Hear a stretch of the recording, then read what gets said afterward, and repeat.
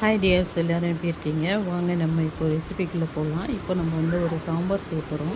அதில் நான் ஏற்கனவே வந்து துவரம்பருப்பு, வெங்காயம், தக்காளி, பச்சை மிளகா, அப்புறம் வந்து உப்பு, அப்புறம் பெருங்காயத்தூள், இது எல்லாமே போட்டு நான் வந்து வேக வச்சு ஃபஸ்ட்டே நான் எடுத்து வச்சுருக்கேன்.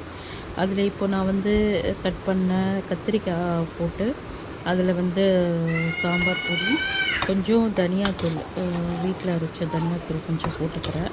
இது போடுறது நல்ல டேஸ்ட்டு நல்லா இருக்கும். அதே டைமு நல்லா திக்காகவும் இருக்கும். இப்போ நான் வந்து புளி கரைச்சி வச்சுருக்கேன். அது வந்து இப்போ கொஞ்சம் போட்டுக்கிறேன். தேவையான அளவு புளி கொஞ்சம் நம்ம டேஸ்ட்டுக்கு ஏற்ற மாதிரி போட்டுக்கலாம்.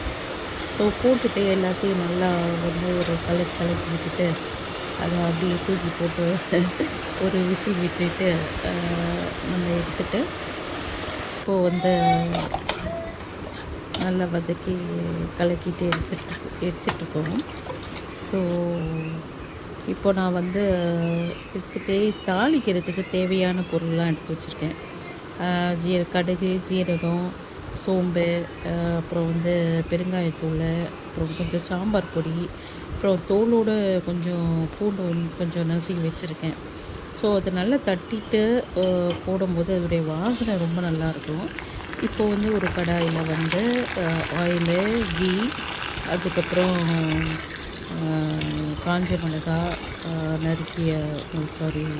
தட்டி வச்ச பூண்டு, அப்புறம் வந்து ஜீரகம், கடுகு இதெல்லாம் போட்டு நல்லா தாளித்து இதோடு நம்ம வந்து சாம்பார் பொடி போடுறோம். சாம்பார் பொடி, மிளகாத்தூள், இது எல்லாமே போட்டு நல்லா தாளிக்கும் போது நல்ல ஒரு வாசனை இருக்கும். பெருங்காயம் இதெல்லாம் போட்டு தாளிக்கும் போது நல்ல ஒரு வாசனை இருக்கும். இப்போது பாருங்கள், சூப்பரான ஒரு கலர் வந்துட்டுருக்கு. நான் காஷ்மீரி மிளகாத்தூள் தான் போட்டிருக்கேன் லாஸ்ட்டாக தாளிக்கிறதுக்கு. இது வந்து வாசனையும் நல்லா இருக்கும், பார்க்க கலரும் ரொம்ப அழகாக இருக்கும். இப்போது வந்து நம்ம இதை எடுத்து நம்ம அதில் கொட்டிடுறோம். வேக வச்ச சாம்பாரில் கொட்டிட்டு நல்லா கொஞ்சம் கலக்கி விட்டுட்டு இதில் ஒரு ஸ்பூனு வந்து நாட்டு சர்க்கரை, அப்படி இல்லைன்னா ஒரு துண்டு வெல்லம் போட்டுக்கலாம். டேஸ்ட்டு ரொம்ப சூப்பராக இருக்கும். இப்போது சுவையான சாம்பார் ரெடி. ரொம்ப சீக்கிரமாகவே இது வந்து செஞ்சிடலாம். இதை நீங்கள் டேஸ்ட் பண்ணி பாருங்கள், ரொம்ப நல்லாயிருக்கும். அதுக்கப்புறம் இந்த ரெசிபியை நீங்கள் விடவே மாட்டீங்க.